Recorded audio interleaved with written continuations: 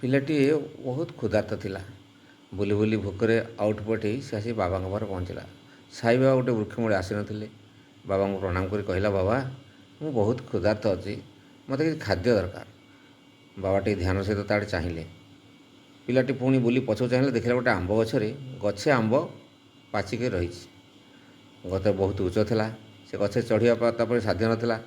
ତଥାପି ସେ ବାବାଙ୍କୁ କହିଲା, ବାବା ଏ ଗଛକୁ ତ ମୁଁ ଚଢ଼ିପାରିବିନି, ଏ ଆମ୍ବ ଗଛରୁ ମୋତେ କିଛି ଆମ୍ବ ଦରକାର। ବାବା କହିଲେ, ଠିକ୍ ଅଛି, ତୁ ସେ ଗଛ ମୂଳକୁ ଯା ଏବଂ ଧ୍ୟାନର ସହିତ ଗଛକୁ ଲକ୍ଷ୍ୟ କର। ପିଲାଟି ବିଚାରା ଧାଇଁକରି ଗଛ ମୂଳକୁ ଗଲା। ଗଛ ମୂଳରେ ଠିଆ ହେଇ ହାତ ଖୋଲିକି ରହିଲା। ଗୋଟେ ପାଚିଲା ଆମ୍ବ ତା ହାତରେ ପଡ଼ିଗଲା। ବହୁତ ସ୍ୱାଦିଷ୍ଟ ଆମ୍ବ ଥିଲା। ଭୋକିଲା ପିଲାଟି କ'ଣ କଲା ନା ତାକୁ ସେ ଖାଇଦେଲା ସବୁ। ଖାଇସାରି ବାବାଙ୍କୁ କହିଲା, ବାବା କି ସୁସ୍ୱାଦୁ ଆମ୍ବ, ଧନ୍ୟ ବାବା, ଧନ୍ୟବାଦ ଆପଣଙ୍କୁ। ପାଦ ତଳେ ପଡ଼ିଲା। ବାବା କହିଲେ, ଆରେ ବାଳକ, ଈଶ୍ୱର ସମସ୍ତଙ୍କ ପାଇଁ ଖାଦ୍ୟ ଏ ବିଶ୍ୱରେ ସଞ୍ଚୟ କରି ରଖିଛନ୍ତି। କେବଳ ଧ୍ୟାନ ଏବଂ ଭକ୍ତିର ସହିତ ତାଙ୍କୁ ଲକ୍ଷ୍ୟ କଲେ ସେ ଆପେ ଆପେ ମିଳିଯାଏ।